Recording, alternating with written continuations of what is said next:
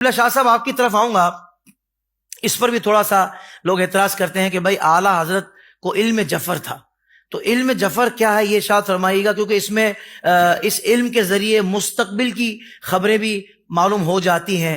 تو یہ ارشاد فرمائیے کہ علم جفر کیا ہے، اعلیٰ حضرت کو تھا اور کس طرح کا تھا، یہ ارشاد فرمائیے. امام علیہ سنت رضی اللہ تعالیٰ عنہ کو جہاں بہت سارے علوم پر مہارت حاصل تھی، وہیں علم جفر پر بھی آپ کو کمال تھا. صحیح. اصل اعتراض کرنے کی وجہ یہ ہے کہ یہ علم دراصل سادات کا خاصہ ہے، اور اس علم کے موجد جناب مولا کائنات کو کہا جاتا ہے، یا پھر امام جعفر صادق کو سبحان اللہ. رضی اللہ تعالیٰ. اچھا، امام مولا کائنات کو جو کہتے ہیں تو باضابطہ کتب میں یہ بات آئی ہے کہ بست اعظم کے ذریعے اس ترتیب پر آپ نے سب سے پہلے علم جفر کو آپ نے ترتیب دیا اور اس کے 28 حروف کو تحریر کیا. اچھا، اس کو تحریر آپ نے چمڑے پر کیا، چمڑے کو جفر کہتے ہیں. اس تناظر میں اس علم کو علم جفر کہتے ہیں. یہ ٹھیک ہے کہ اس علم کے ذریعے لوح محفوظ اور تقدیر کی باتوں کا علم یا تو اجمالی طور پر یا رب کی عطا سے تفصیلی طور پر جانا جاتا ہے. اچھا، یہ علم چونکہ سادات کا خاصہ ہے تو اس لیے بعض لوگوں نے یہ سمجھا کہ یہ علم پھر صرف سادات کے پاس ہی رہ گیا. جیسے آپ دیکھیں سلاسل طریقت ہیں وہ مولا کائنات تک جاتے ہیں جی، تو شاید پھر اس لوگوں نے یہ سمجھا کہ شاید جو یہ پیری مرید یہ سادات کا خاصہ ہے. نہیں، یہ سادات کی کرم نوازی جن پر ہو گئی ان کی طرف بھی یہ سلسلہ چل پڑا. کیا خوبصورت جو لوگ جملہ. یہ کہتے ہیں واہ جی واہ پیر واہ سید ہی ہوتا ہے اس کے علاوہ نہیں ہوتا، ان کی سوچ میں بھی یہ چیز پائی جاتی ہے. وہ سمجھتے ہیں صرف سیدوں کا خاصہ ہے، سیدوں کی کرم نوازی یہ نسل کریموں کی لجپال گھرانہ. کیا تو یقین وہ نوازتے ہیں اور اس کا فیض جاری ہوتا ہے. امام علیہ سنت رضی اللہ تعالیٰ کو یہ علم کیسے آیا؟ آپ کا وہ خوبصورت جملہ، آپ نے اس پر 2 کتابیں بھی تحریر فرمائی علم جفر پر. آپ فرماتے ہیں کہ خاص فضل قدیر سے فقیر کے قلب پر القاء ہوا.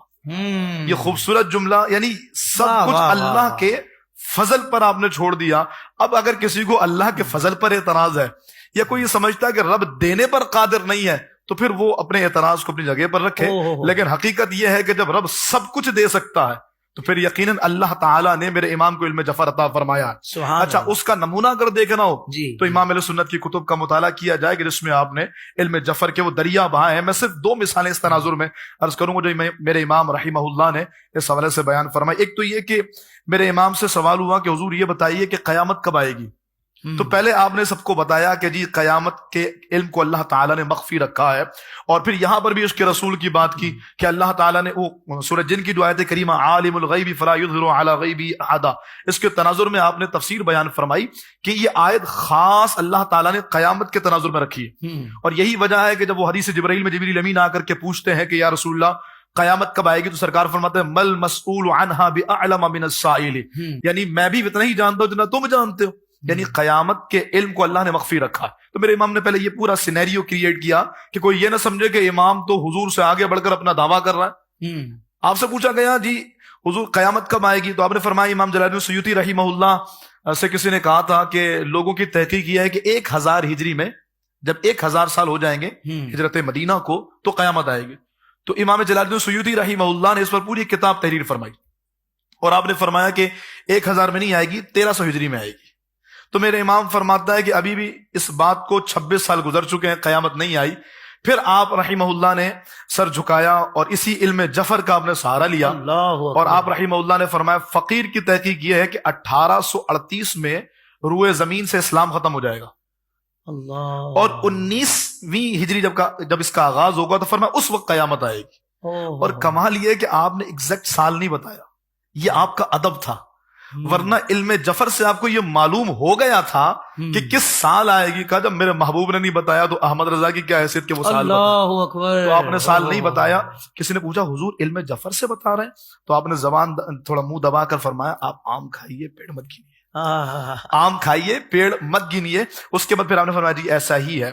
اسی طریقے سے امام اہل سنت سے ایک مرتبہ سوال ہوا. اچھا، یہ اس علم کا سہارا لے کر کے جواب دینے کی جو وجہ میں سمجھا ہوں نا وہ یہ ہے کہ میرا امام خاموش رہتا، لیکن امام نے اس علم پر قلم اس لیے اٹھایا تاکہ بعد میں آنے والوں کو اس پر جرت نہ رہے اور کہے یہ شان ہے ان کے غلاموں کی، سرکار کا عالم کیا ہوگا.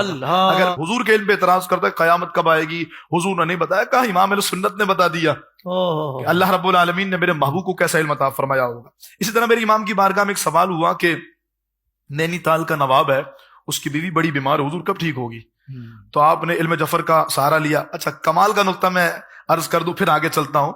امام سنت سے آپ دیکھیں گے نا، اس کے علاوہ آپ نے کسی کے بارے میں نہیں بتایا، اپنے بارے میں بھی نہیں بتایا کہ میرا وصال کب ہوگا، یا اپنے گھر والوں کے بارے میں کبھی نہیں بتایا، لیکن آپ نے اس نینی تال کے نواب کی بیوی کے بارے میں بتایا. آپ جانتے ہیں اس کی وجہ کیا ہے؟ اس کی وجہ یہ ہے کہ نینی تال کی جو نواب تھا اس کی بیوی رافضی تھی، اور یہ روافظ میں مشہور ہے کہ علم جفر تو ہمارے پاس ہے، کسی اور کے پاس ہے ہی نہیں. میرے امام نے قلم اٹھایا کہ جس علم کو کہتا ہے تیرا خاصہ ہے نا، بحمد اللہ، مولا کائنات کے صدقے اللہ نے احمد رضا کو عطا فرمایا. کیا کہنے. اب امام نے قلم اٹھایا، فرمایا یہ اگر رفض سے توبہ کرتی ہے تو بچ جائے گی، ورنہ موت پکی ہے.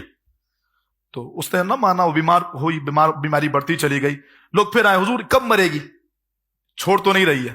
تو آپ نے فرمایا یہ مرے گی نینی تال میں، اور مرنے کا جو مہینہ ہوگا محرم الحرام ہوگا. اچھا یہ 2 مہینے گزر گئے، ذوالقعدۃ الحرام کا مہینہ آ گیا، اور وہ رامپور میں تھی. تو پھر لوگ آ گئے، کہا حضور آپ کا علم جواب دے رہا ہے. کہا فقیر نے جو کہہ دیا ایسا ہی ہوگا کہ وہ نینی تال میں ہی مرے گی، اور محرم آئے اور نہ مرے تو پھر فقیر جواب دے. پھر ہوا یہ کہ نواب صاحب کی کوئی مصروفیات تھی، وہ نینی تال آنے لگے، تو بیگم صاحبہ نے کہا کہ میں بھی ساتھ چلوں. کہا نہیں تم بیمار ہو. کہا نہیں میں ساتھ جاؤں گی. اصرار کر کے پہنچی، اور محرم الحرام کے مہینے میں اس رافضی عورت کا انتقال ہو گیا، یہ مر گئی. تو میرے امام نے کہا بحمد اللہ تعالی، جیسا فقیر نے کہا ویسا ہی ہوا. اور پھر بیان فرمایا، آپ فرمایا یہ بتانے کی وجہ صرف یہ ہے کہ خاص اللہ کے فضل سے یہ علم آیا ہے، اور یہ علم ان کا خاصہ نہیں ہے، یہ جو اہل بیت سے محبت کرتے ہیں ان سب کو یہ عطا کیا جاتا ہے. کیا کہنے. واہ واہ واہ، سبحان اللہ سبحان اللہ. سلامت رہیے شاہ صاحب. سوشل میڈیا پر اسلام کی صحیح تعلیمات جاننے کے لیے ابھی حافظ سائر قادری کا نیا YouTube channel Islamic digital studio subscribe کر لیں، اور ہاں نوٹیفیکیشن بیل آئیکن کو بھی پریس کر لیں تاکہ ہماری نئی ویڈیوز آپ تک بر وقت پہنچ سکیں.